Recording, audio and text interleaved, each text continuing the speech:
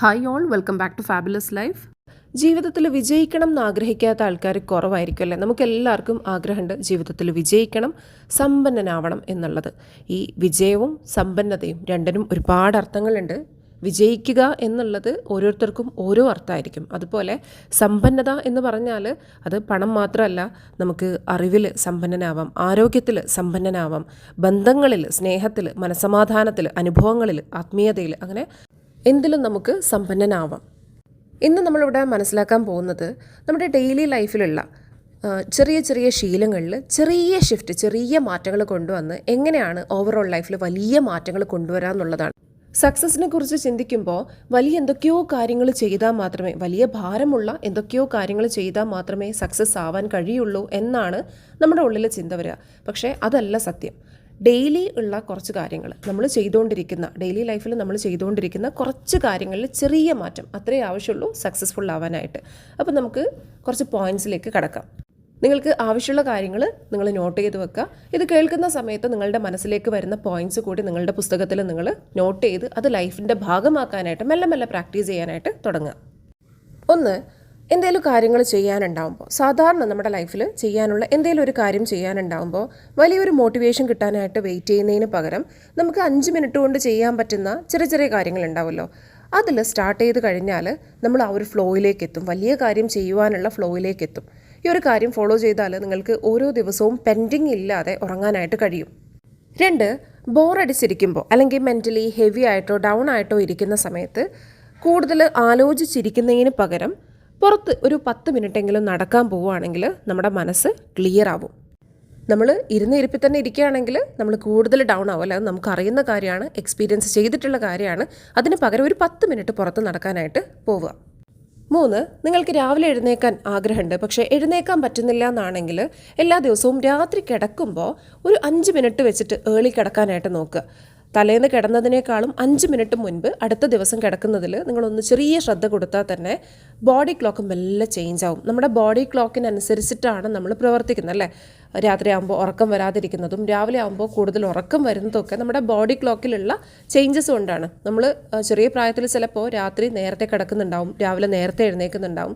പിന്നെ ലൈഫ് സ്റ്റൈലിലൊക്കെ മാറ്റം വന്നിട്ടാണ് നമുക്ക് ഈ ലേറ്റായിട്ട് ഉറക്കം, ലേറ്റായിട്ട് എഴുന്നേൽക്കാന്നൊക്കെ ഉള്ള കാര്യത്തിലേക്ക് എത്തുന്നത്. അപ്പോൾ സ്ലോ ആയിട്ട് അധികം പ്രഷർ കൊടുക്കാതെ എന്ത് ചെയ്യുക, എല്ലാ ദിവസവും ഒരു 5 മിനിറ്റ് നേരത്തെ കിടന്നുകൊണ്ട് ബോഡി ക്ലോക്ക് സെറ്റ് ചെയ്യുക.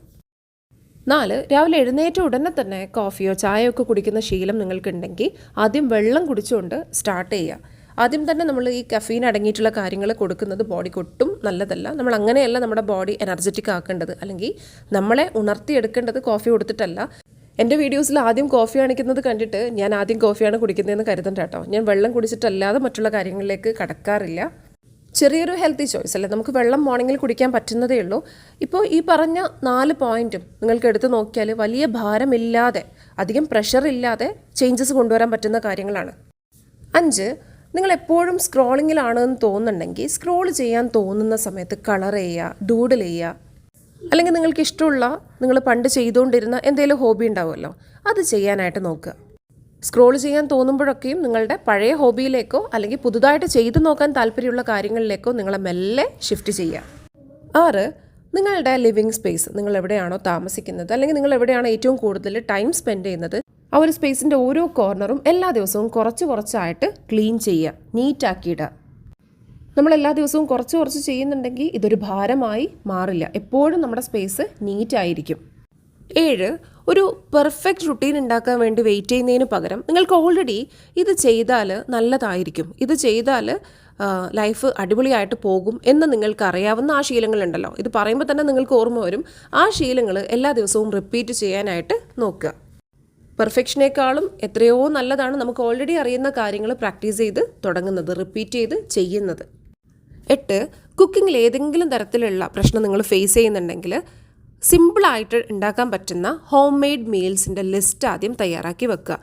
ഈ സമയമില്ലാത്ത ആൾക്കാരും അതല്ലെങ്കിൽ ഓൾറെഡി സ്ലോ ആയിട്ടുള്ള ആൾക്കാരൊക്കെ ഭയങ്കര കോംപ്ലിക്കേറ്റഡ് ആയിട്ടുള്ള മീൽസ് തന്നെ ഫോക്കസ് ചെയ്താൽ പിന്നെ അതിലൊരു ബ്ലോക്ക് വരും.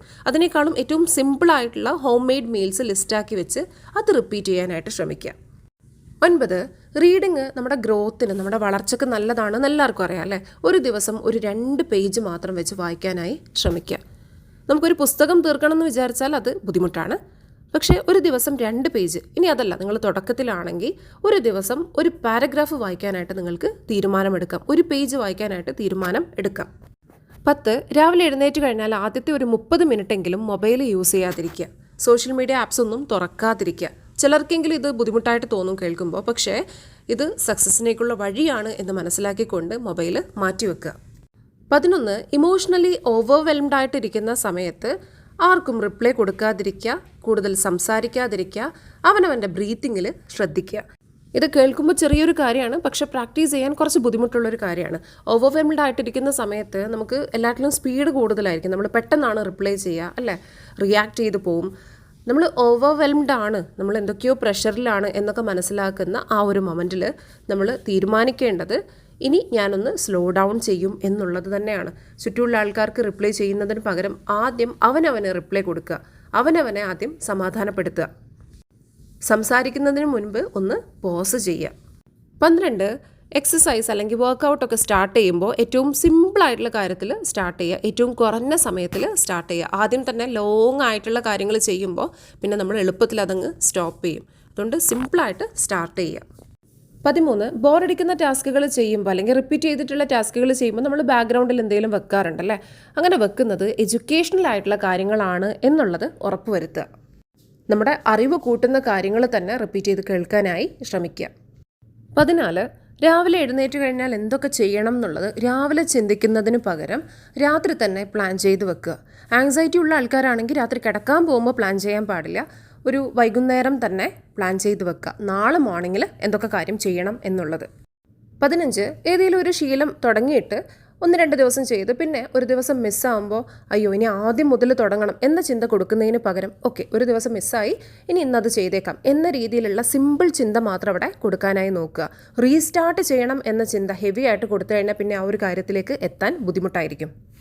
16 പുതിയ സ്കിൽസ് പഠിച്ചെടുക്കുന്നത് ശീലമാക്കുക. കുക്കിങ്ങോ കമ്മ്യൂണിക്കേഷനോ എന്താണ് നിങ്ങൾക്ക് ആവശ്യമായിട്ട് തോന്നുന്നത് അത് പഠിച്ചെടുക്കുക.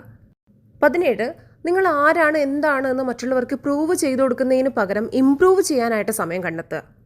മറ്റുള്ളവർക്ക് വേണ്ടിയല്ല, അവനവന് വേണ്ടിയിട്ടുള്ള മാറ്റങ്ങൾക്ക് വേണ്ടി സമയം മാറ്റിവെക്കുക. ഫൈനൽ 1 ഇതൊക്കെയും ബോറിംഗ് ആണ് എന്ന സത്യം മനസ്സിലാക്കുക. ഈ പറഞ്ഞ കാര്യങ്ങളൊക്കെ ചെയ്യുക എന്നുള്ളത് വളരെ ബോറിംഗ് ആയിട്ടുള്ള ടാസ്ക്കാണ്. നമ്മൾ യൂട്യൂബിലൊരു എസ്തറ്റിക് വീഡിയോ കാണുന്നത് പോലെയല്ല, എല്ലാറ്റിൻ്റെയും പിന്നിൽ ഒരുപാട് വർക്ക് കിടക്കുന്നുണ്ട്.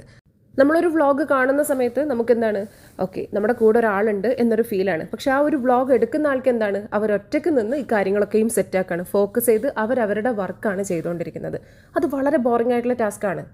1-2 ദിവസം ചെയ്യാനേ നമുക്ക് എക്സൈറ്റ്മെൻറ്റ് ഉണ്ടാവും, പിന്നെ അത് റിപ്പീറ്റ് ചെയ്യുക എന്നുള്ളത് വളരെ ബോറിംഗ് ആയിട്ടുള്ള കാര്യമാണ്. പക്ഷേ ആ ബോറടിയിലാണ് സക്സസ് ഉണ്ടാവുന്നത്. സക്സസ് ആവണം എന്നുണ്ടെങ്കിൽ ആ ബോറടി സഹിച്ചേ മതിയാവൂ എന്ന സത്യം മനസ്സിലാക്കുക. ഈ വീഡിയോ ഇഷ്ടമായിട്ടുണ്ടെങ്കിൽ മറക്കാതെ ലൈക്ക് ചെയ്യുക. ലൈക്ക് ചെയ്യുമ്പോഴാണ് കൂടുതൽ ആൾക്കാരിലേക്ക് എത്തുന്നത് കേട്ടോ. വാട്സപ്പിൽ മെസ്സേജ് അയക്കുമ്പോഴാണ് പേഴ്സണലി കൂടുതൽ കണക്ഷൻ ഫീൽ ചെയ്യുക. പക്ഷേ യൂട്യൂബിൽ കൂടി കമൻറ്റ് ചെയ്യാനായിട്ട് ശ്രമിക്കുക. യൂട്യൂബിൽ കമൻറ്റ് ചെയ്യുമ്പോഴാണ് എൻഗേജ്മെൻറ്റ് കൂടുന്നത്, അതിലൂടെയാണ് കൂടുതൽ ആൾക്കാരിലേക്ക് വീഡിയോ എത്തുന്നത്. ഇനി നിങ്ങൾക്ക് കാണാൻ ആഗ്രഹമുള്ള അല്ലെങ്കിൽ കേൾക്കാൻ ആഗ്രഹമുള്ള ടോപ്പിക് ഏതാണെന്നുള്ളത് താഴെ കമൻറ്റ് ചെയ്യട്ടോ. മറ്റൊരു നല്ല വീഡിയോ ആയിട്ട് വീണ്ടും കാണാം. അൻറ്റിൽ ദെൻ ബൈ.